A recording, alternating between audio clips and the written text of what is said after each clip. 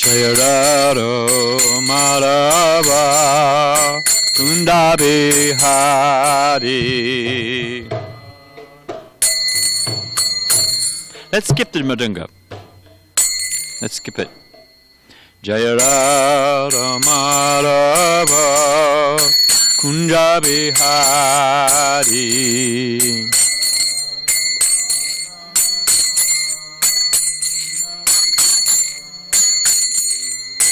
Gopijana Balava Girivanadari.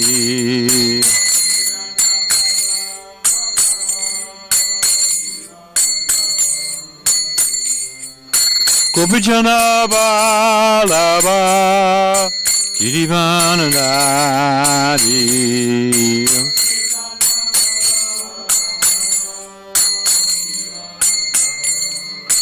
Jasodanandana Badrinarayan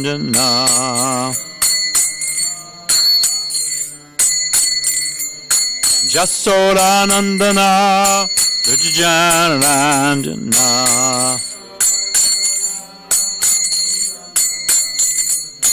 Chamunitira Manatari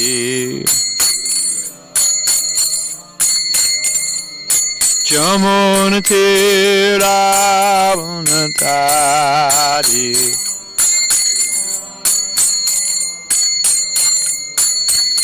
Jaya Radha Madhava Kunda Bihari.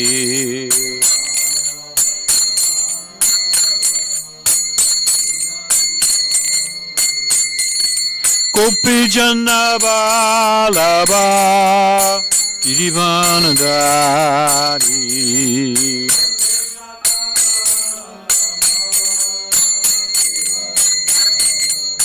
Jasodanandana Brajajanaranjana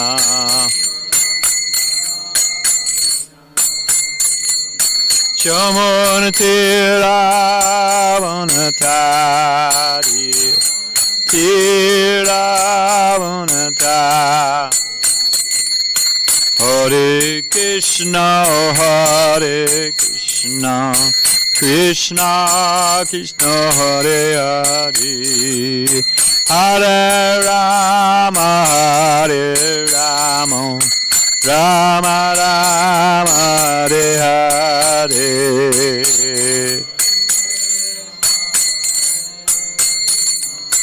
Bo Krishna Hare Hare.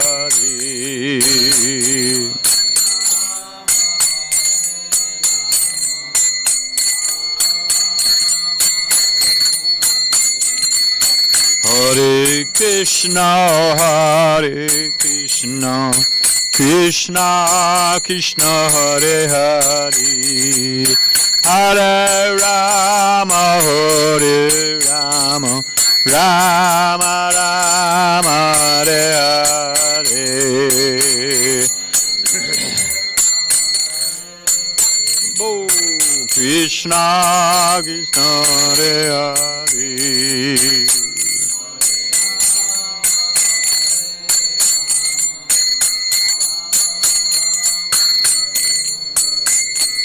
Hare Krishna, Hare Krishna, Krishna Krishna, Hare Hare, Hare Rama, Hare Rama, Rama Rama, Hare Hare, Hare Krishna, Hare Krishna.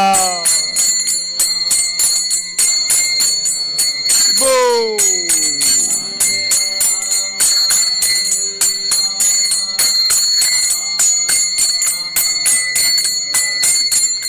Hare Krishna, Hare Krishna, Krishna Krishna, Hare Hare, Hare Rama, Hare Rama, Rama Rama, Hare Hare, Hare Krishna, Ibo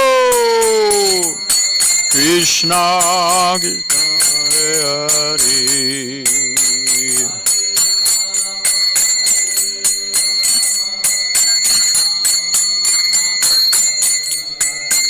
Jai Radha Madhava Kunda Bihari.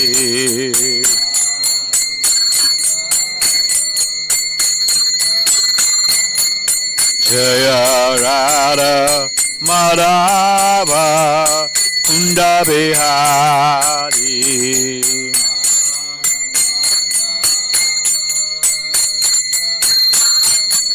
Jaya Radha Madhava Kunda Bihari. Radha Madhava Kunda Bihari.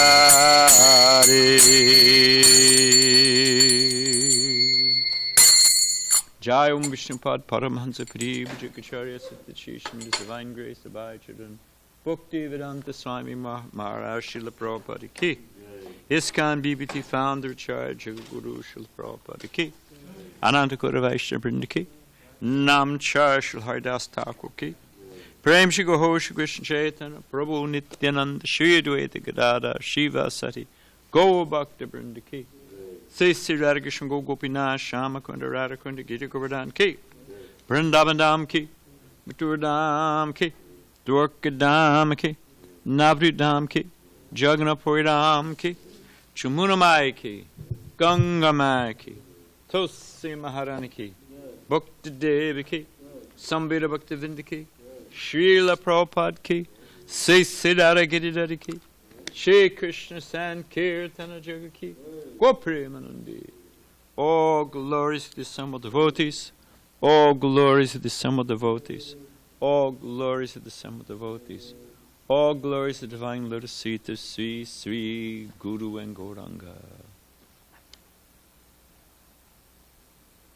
Krishna Swadamo Pagate Dhammaganadi Bisaha Kalauna Sadashamesha Purana Kodadodata Narayana Namaskricha Naram Chaivam Narotama Devim Sarasatim Vyasam Tato Jayamudirayat.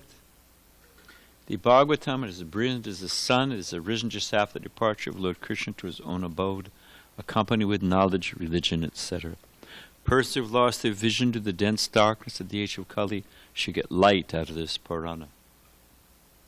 Before beginning our study of the srimadbhagavatam, which is a very means of conquest, we should first offer our respects to the personality of God Narayan, the Narayan Rishi, the supremest human being, the goddess of Literary Mother Saraswati, and the author Srila Vyasadeva. Om Namo Bhagavate Vasudevaya. Om Namo Bhagavate Vasudevaya. Om Namo Bhagavate Vasudevaya. So good. We're all in sync here. Fourth canto, chapter 23, text 35. And what's happening right now? Jamal, what's happening in this section of the Bhagavatam? Anybody know? Yeah, he's in a flower airplane. 34. Thanks. Yeah, he's in his flower airplane. There are two airplanes. His wife is in a second, or are they in the same airplane? Social distancing. So they're in two flower airplanes, and they're going back to the spiritual world. And now the sages, the demigods, and the author himself is glorifying their exalted achievement and how they achieved such a position. So that's where we are. Apasta kirti suyasha murko bhavati pandita idam swasti ayanam pumsam amangalya nivaranam apastikirti suyasha murko bhavati pandita idam swasti ayanam pumsam Amangalya Nivaranam Apasta Kirti Suyasha Murko Bhavati Pandita Idam Swasti Ayanam Pumsam.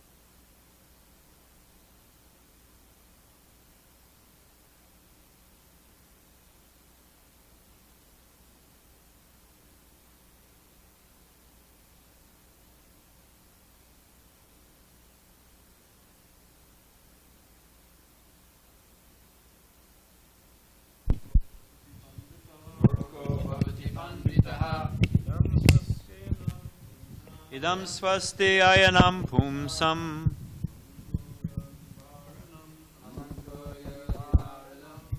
Hare Krishna. We could Apashta kirti suyasha.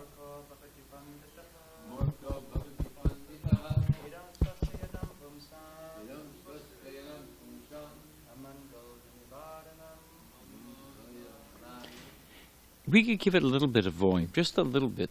Not enough to intimidate, but I'm losing my voice. Apastakirti, unmanifested reputation. Suyasha, very famous. Murka, illiterate. Bhavati, becomes. Pandita, learned. Idam, this. Swastyayanam, auspiciousness. Pumsam, of the men. Amangalya, inauspicious. Nivaranam, prohibiting. Also, we've moved on. We're in the translation now. Also, one who hears this narration 3 times will become very reputable if he is not recognized in society, and he will become a great scholar if he is illiterate. In other words, hearing the narration of Prithu Maharaj is so auspicious that it drives away all bad luck, all inauspiciousness. Okay, I'll say, also, one who hears this narration 3 times will become very reputable if he's not recognized in society, and he will become a great scholar if he's illiterate. In other words, hearing the narrations of Prithu Maharaj is so auspicious that it drives away all bad luck. Purport. In the material world, everyone wants some profit, some adoration, and some reputation. By associating in different ways with the Supreme Personality of Godhead or his devotees, one can very easily become opulent in every respect. Even if one is not known or recognized by society, he becomes very famous and important if he takes to devotional service and preaching. As far as education is concerned, one becomes recognized in society as a great learned scholar simply by hearing srimadbhagavatam and Bhagavad Gita, wherein the pastimes of the Lord and his devotees are described. This material world is full of dangers at every step, but a devotee has no fear because devotional service is so auspicious that it automatically counteracts all kinds of bad luck. Since hearing about Prithu Maharaj is one of the items of devotional service, Shravanam, naturally hearing about him brings all good fortune. Om Agyanata Mirandasya Agyanagana Salakaya Jakshusham Milatangena Tanzade Shri Gurave Namaha. So just a few preliminary things. 3 times, and Prabhupada says in a number of places, 3 times for emphasis, to underline the importance. So you just can't, like nasteva, nasteva, nasteva. You can't miss it. Here it is, here it is, here it is. So it's drawing our attention to what's following, that it's underscoring the importance of it. Talking about desires being fulfilled, desires unfulfilled. So Prabhupada tells two quick stories about desires, two sides of the coin. The one is the avarice, precarious nature of uncontrolled desire. There was a wood chopper. He was in the forest. It's Prabhupada's story. And he, it's hot, and you're swinging an axe, and calluses, and blisters, and you're tired. He took a break. He sat down under a shade of a tree. Said, man, I wish this wood would just chop itself. You know how sometimes you say something out of frustration? I wish the laundry would just fold itself. All the wood began flying through the sky, stacked itself. The axe was chopping away. He thought, wow, I must be sitting under a kalpa briksha, a desire tree, or as they used to say in the West, a wish-fulfilling tree. So just to test it out, modern science, you do the hypothesis, but then experiment. So he said, all right then, wood, stack yourself. Whoosh, it all stacked itself. He said, geez, it's hot out here. I wish I had a nice pandal tent. Poof, there was a pandal tent. And of course we all know, can you enjoy just by yourself? Or if you have new opulence, what do you want to do? You want to, well, you're a Vaishnav. You're a Vaishnav, so you're saying share. But the material, they want to show off. They want to lord it over. So immediately brought all of his friends to show them his, all of his opulence. Dancing girls, big banquet table, musicians. They're having a fantastic time. So, of course, time and tide wait for no one. The sun began to set. And just spontaneously, without thinking of his newfound powers, he said, geez, we're out here in the forest. Surely a tiger will come and eat us. And guess what happened? Tiger came and ate him. So we have so many desires, but ultimately, even fulfilling them, it is what is it? Quicksand. The more you struggle, the deeper you become entangled, the more you...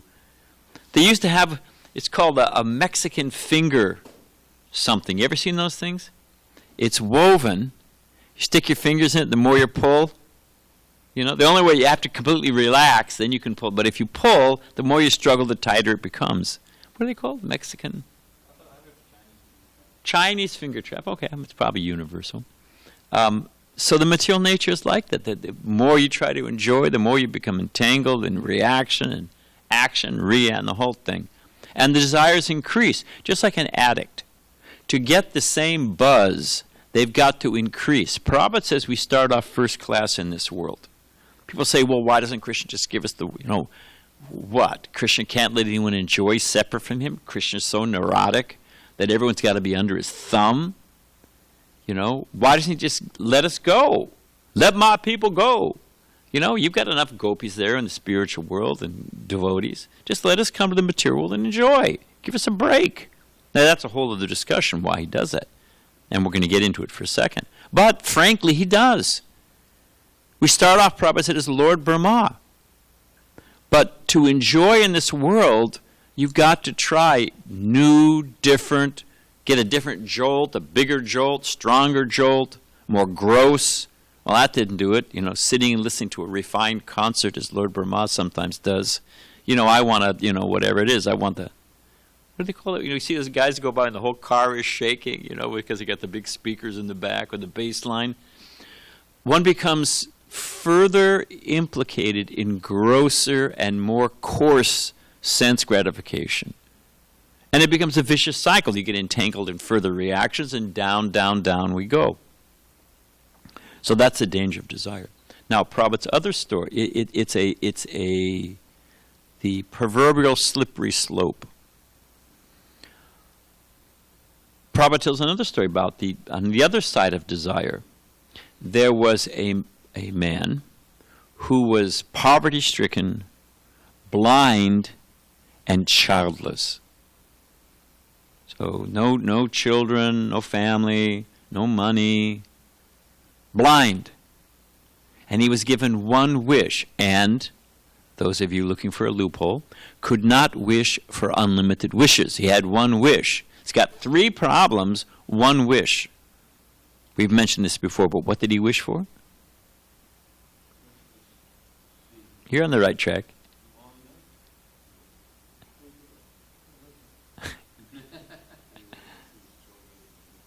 He wished to see his children from the roof of his palace. Therefore, everything was accomplished. And these verses are making the point, and we're going to elaborate on it, hopefully, that if one simply becomes Krishna's devotee, all of his desires become fulfilled. Actually, what happens is they become satiated, they become inconsequential, because our real desire is satisfied. There was, Prabhupada again tells some stories. He says well, I'll go ahead and say it. There was an old woman who, and sometimes you see this in villages in India, and you'll even see it in towns sometimes, she was carrying a big bundle of sticks on her head, firewood. And someone had helped her put the bundle on her head, and then once it's on her head, she was sailing on her own. And somehow or other, the bag of sticks fell. And she prayed to Krishna, "Oh, Krishna," I wish Krishna would say, "Oh, Krishna, please help me put these sticks back on my head." I'll tell another story, and then let's see if you can guess the purport of the thing. There was a man obliged to pull a barge. And you actually see this. There's a famous painting. I think it's a Russian painting, whatever it is. But they have a canal, and along the canal there's a path, and you've got a bunch of men harnessed like horses, and they're pulling the barge. But they're literally pulling it up the river by their own physical strength. So one of those barge pullers was thinking, "Oh, if only I had Krishna's darshan, I would ask him, please put pillows on the bank. My feet hurt so much." Now, what is the purport of these 2 stories? Anyone want to hazard a guess? If you're wrong, you'll still get breakfast. We'll still be friends.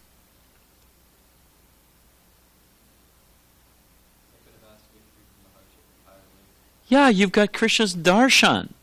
Balaram was making that point the other day, that if you get, Bill Gates or a millionaire, you don't ask him, "Hey, can you pay my parking ticket?" Or "How about a computer bill?" You can fulfill all of your desires. So people are praying to God, "Give me this, God give me that, God solve this, God solve that." But they're really cheating themselves, because they could solve the whole problem. And let's talk about bad luck. There used to be a bumper sticker, you don't see it much anymore, but it used to say, "God is good to me now."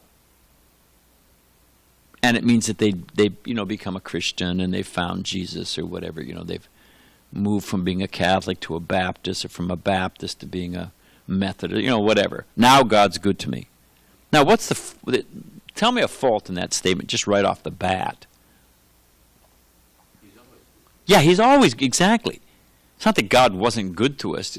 I mean, the parent, as we've said so many times, if the parent does what the child wants, the child will play video games and eat candy and never go to school. And by the time the kid's 20, you've got a toothless idiot on your hands. Spoiled toothless idiot. I mean, is that a good parent? So let's talk about what good luck is. I'd forgotten this. My daughter, and this is a material example, but it makes the point of, if you get she was working with a team in Boston, 2011, September. Put that together. Was it 2000? Whatever it was. But it was the 11th of September. I forget the year. 2001. And she was working in Boston. And they were trying to get back to Los Angeles. And as they were zipping out to the airport early in the morning, There was traffic. The first guy, he didn't get ready in time, and they had to wait for him, and there was a problem with their line. They were racing to the airport, and they missed their flight. Oh, bad luck. It was that exact flight. I mean, I feel sorry for all the other people on the plane. So, but it was it was one of the flights that was hijacked and crashed. They turned around and crashed into the Pentagon or, whatever it was. She would have been on that plane. So on what had appeared to be bad luck turned out to be unbelievably good luck. I mean, I take it that Krishna saved her. So our karma, destiny, that, whatever. So the simple point is that what is bad luck? What is good luck? And there's the famous story that Prabhupada tells. Shiva and Parvati were traveling disguised as poor Brahmins, and they were begging, and they begged at a rich man's house. And Balaram mentioned the other day, the man went to the balcony. In India, how they bang on the gate? They do that all over the world. If the gate is locked and the padlock is there, you tap the lock on the gate. It makes a strong sound. And you just tap, tap, tap, and finally someone will come and answer the door, or unlock the gate and let you in. So they're tapping away. The man, it's Sunday morning, and Sunday, when things are normal, and not everyone's in lockdown. What is a favorite day of the capitalist? Saturday, Sunday. Did I say Sunday? I meant Sunday. Sunday they can sleep in. So he's sleeping, someone's banging on the gate. He became so agitated, although it's Parvati and Lord Shiva in disguise, he just, from the balcony, dumped ashes on their head. Go away. So Parvati's a little feisty, a little fiery. Who was it with the, who's our friend who was flying in the sky? Not Chittaketu? Is it Chittaketu? So she's, far above my pay grade, but she was up, said to Lord Shiva, look, because she'd offended her husband, this person. So he said, you should curse that man. He should get his just rewards. So Lord Shiva said, very good. Yes, you're correct. May he have 10 children, all intelligent. May all of his businesses succeed. May his grains, his fields produce unlimited grains. His cows give opulent milk. So she was surprised by this. But she had confidence in her husband. He knows what he's doing. So they went to another house, and it was a simple man. Prabhupada says, if you don't have much money, you can offer a grass mat, some cool water, and some sweet words. I mean, there's a whole list. You should offer Shanai Ban, intoxicated elephants, a 15-course feast, a garland of 5 flowers that reaches to the feet. There's all the different things. Shanai Ban, if I didn't say it. All the things to greet someone. But if you can't do that, do this. If you can't do that, you can't. And probably gets a whole. But finally, you can just give a grass mat and a sitting place on a little cool water and sweet words, and offer it sincerely. Everyone will appreciate. And if you can't do that, if you can't even do that, you can still do something. Anyone know what Prabhupada says you can do? Fold your hands and cry. And Prabhupada said, any gentleman will understand that you're so poverty-stricken. You just say, I'm sorry, I can't do anything. I have nothing, And even that, any gentleman will understand and be compassionate on you. So, but according to his means, simple farmer, offered sitting mat, cool water, a little fresh fruit, something like that, and very sincerely. So when they were leaving, Parvati said, he's so nice. He really, this was genuine reception. He has no idea who we are. We're just an unknown guest arriving in the doors. You're supposed to treat as if God himself has arrived. That's Vedic culture. They have it in many cultures, actually. America has beware of dog. I saw a sign that says, forget the dog, beware of owner. So I saw another sign that said, protected. It says usually protected by dog. It said protected by Smith & Wesson. The guy's sitting there with some gun, So please, Parvati said, bless him. And Lord Shiva said, may his house burn down, may all of his children die, may his fields be lie fallow. May his cows be barren. What is this? Anyone know? To the rich man, what appeared to be a benediction, why wasn't it a benediction? Just further entangled. My favorite example, I've given it before, thank you for those who were tolerant. It actually happened up here at the Del Mar Fair. They have a thing that you spin around on, and by gravitational it presses you against the wall and the bottom falls out. You ever been on one of those when you were a kid? So the thing broke and they couldn't shut it off. So everyone's laughing, having a great time, but it keeps going. Right? People were throwing up, literally tossing their lunch, and it's, the fried whatever they ate, was coming was sliding across the wall at everybody. And people were just screaming, crying, completely terrified, sick to their stomach. Eventually they managed to find the gear and shut the thing off. So, but over a prolonged period, whatever little happiness was there was gone in no time. Similarly, we're spinning in the wheel of samsara. It's not really a benediction. What is it? The sannyasis have a mantra that they pray. Let the sufferings of this world come. That's the first part. Are we just meant to be stoic, like a tree? Are we masochistic? Are we just, like those, in Malaysia they have the big festival, South India, the Muslims, the Sunnis, Shia do it, that they accept the martyr of the nephew or grandson of the prophet. They hook themselves and beat themselves and smack themselves with swords till they bleed.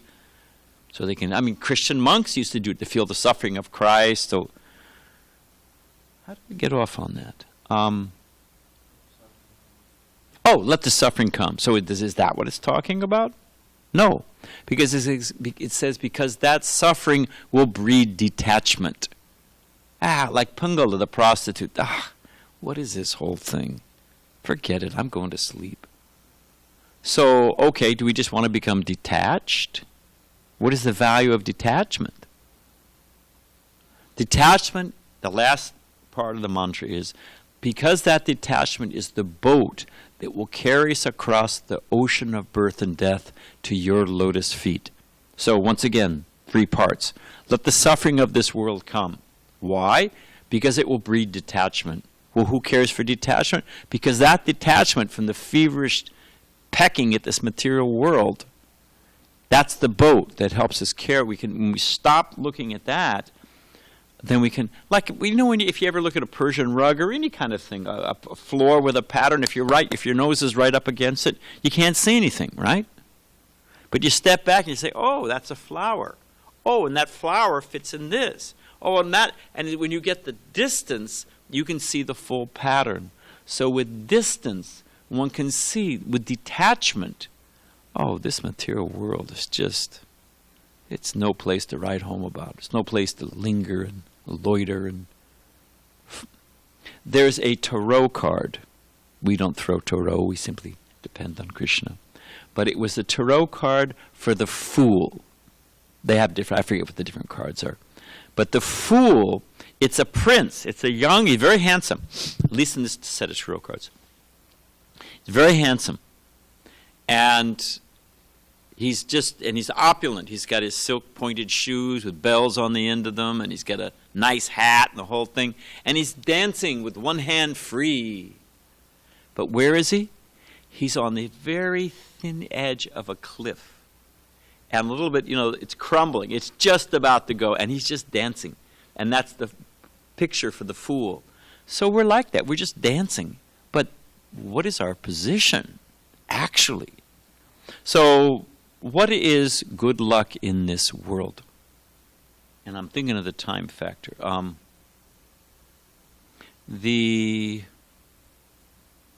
Anyone know Prabhupada's famous example from the morning walk about the relativity of good and bad in this world? Oh, this is good, this is bad, oh, this is good luck, this is bad luck. Prabhupada gives a scatological example, which you just said. which is? Prabhupada was on a morning walk. It was in Los Angeles, in Beverly Hills.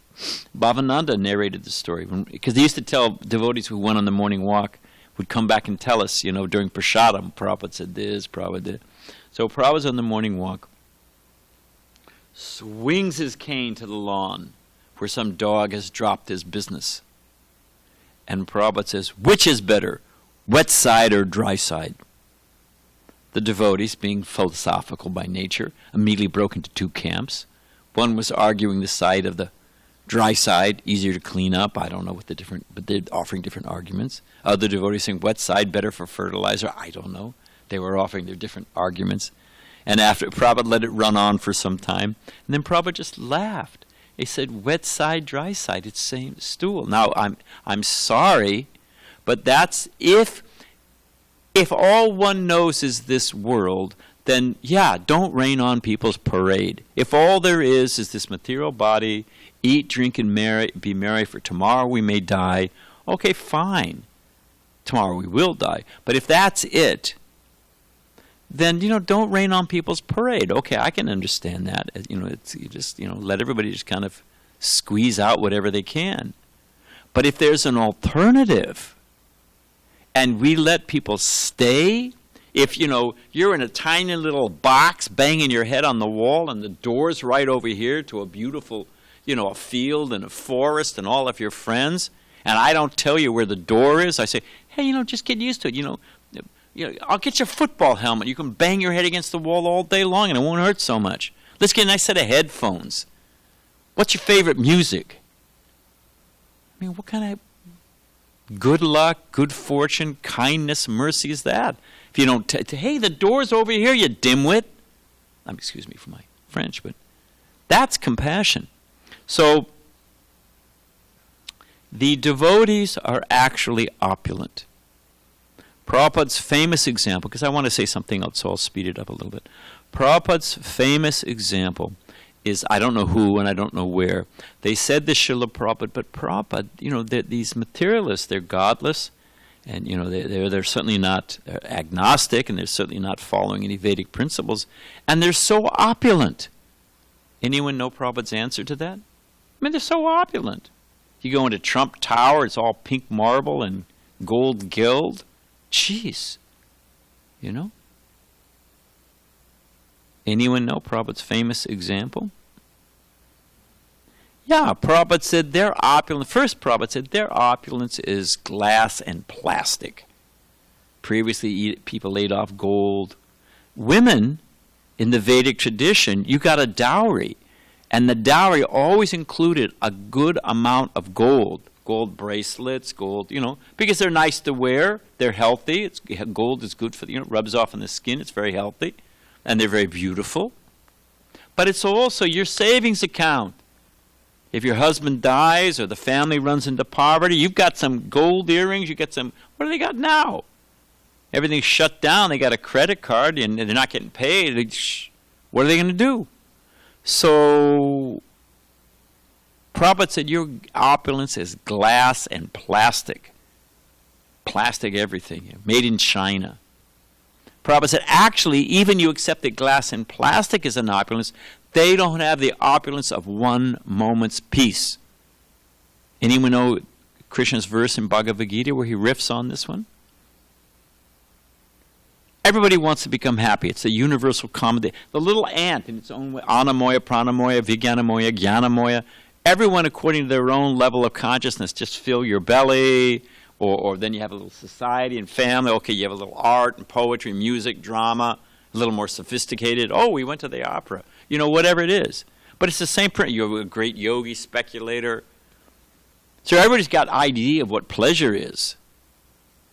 But Krishna says you can't have happiness without what? Peace. Okay. Like when you're a kid, did you ever connect a picture? Just connect the dots? So let's just connect the dots. Everybody wants to become happy. How you define happiness is another thing, but the impetus for happiness is universal.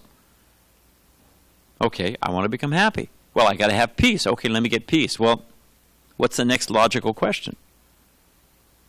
If I can't become happy without peace, I've got to get peace. Okay. Then I'm focused on peace now. Then the next question is, well, how to become peaceful? And when Krishna says you have to have a steady mind. You know, if your mind's bouncing all over the place, how in the world? You watch people tap on their feet, they're completely agitated. All right, got to have a steady mind. Okay, then, what's the next logical question? Yeah, connect the dots. The dots will make a picture. It's sequential. All right, I want to become happy, got to become peaceful. Got to be peaceful, got to have a steady mind. Okay, how do I get a steady mind? One has to have transcendental intelligence. Well, what the hell does that mean, transcendental intelligence? Krishna says, once transcendental intelligence is fixed in the Supreme, when one understands, wait a minute, behind this whole show, there's the benign hand of the Supreme Lord. Krishna has 100 hands. What can I do with my 2 hands? If he wants to take away, he can take away. If he wants to give, he can give. Ultimately, it's. I was saying to Mukunda, I read in a nice purport the other day, Prabhupada said, what appears to be suffering for the devotee is the curative, therapeutic, benign hand of the Lord. Curative, solving the material disease. Therapeutic, it's the proper method, it will actually work. And it's benign. Ultimately, Krishna he loves every living entity. He's Karuna Sindhu. He's Bhaktavatsal. Patita Pavana. So, and if one understands this, behind everything is Krishna's hand, I'm eternal spirit soul, then the whole picture changes. So if you have transcendental intelligence, if your intelligence is fixed in the Supreme, that will give you transcendental intelligence, which will give you a steady mind, which will make you peaceful, which will bring happiness in any condition. So the last thing I wanted to say, because of the time factor, is how powerful devotional service is. There's the famous statement by Allen Ginsberg.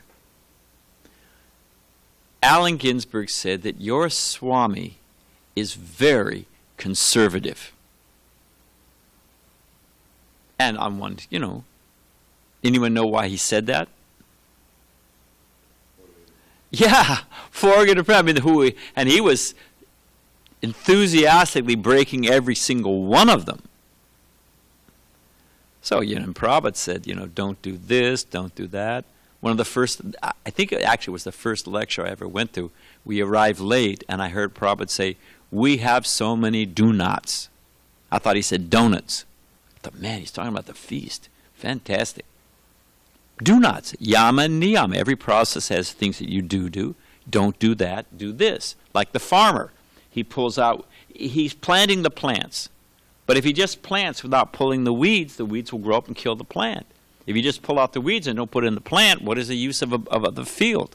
So 2 activities have to go there. If you want to make progress, things you don't do, things you do. So Allen Ginsberg said, your Swami is very conservative. And I don't know who it was, Hayagriva, one of the early devotees, told Prabhupada, Allen Ginsberg thinks you're very conservative. Anyone know Prabhupada's example, Prabhupada's reaction? Prabhupada said, conservative? No. We are most liberal. Chaitanya Mahaprabhu is the most, Mahabhadanaya. He's, causelessly giving devotional service. And if we read about these verses, this is the core thing I wanted to get to. Even though you're not intelligent, even though you're not wealthy, even though you don't have a stockpile of pious activities, like it's saying here, even though with the mercy of Chaitanya Mahaprabhu, a lame man can cross the Himalayas, a dumb man can sing poetry, and a blind man can see the stars in the sky. And look at devotional service. On one hand, think of Narada Muni. I'm going to give you one example, then you help me with some others, and we'll wrap up. Narada Muni, what was he before he became the great sage Narada Muni? He was the son of a maidservant. He didn't even know who his father was. That means his mother doubled as a prostitute. Due to poverty-stricken condition, sometimes she would service some of the guests. She was a maidservant at people would stop on the road and spend the night there. And sometimes she was forced to service the men. And Narada Muni was born of such a coupling. So he was very humble. Didn't know who his father was. Mother was a maidservant. And because he was humble, he rendered service to the Vaishnavas when they were staying there in Chaturmasya. Especially, what was the special thing that he did? So, but serving the Vaishnavas, what was another thing especially he did? Took prasadam. Took their remnants, Mahaprasadam. He asked. Okay, I didn't know he asked. So he became from such a humble, unqualified position, the power of devotional. This is a message of confidence, a message of encouragement, that we are engaged in devotional service. Anybody ever jumped off a moving train? I have. It's a long story. You don't realize how fast it's going till you get off it. We were in India with some brahmacharis, and the train didn't stop in Delhi because we were on a mail train, and we had to jump off, and we started tossing our trunks off. It was just pulling out of the station. It wasn't like racing. Obviously, we would kill ourselves if we had. But we didn't realize you don't realize how fast you're sitting in a car. Your hair's not getting ruffled. Your seat is not flying out the back. Roll down the window and stick your head out. Whoa. You see watch the scenery go by. So we are engaged in, it's describing the power of devotional service. So much so that the denizens of heaven, who performed so many pious activities and austerities to get the heavenly planets, they're watching Prithu Maharaj and Archie, his queen, whoosh, fly right past them, past the heavenly planets, all the way to Vaikuntha Loka.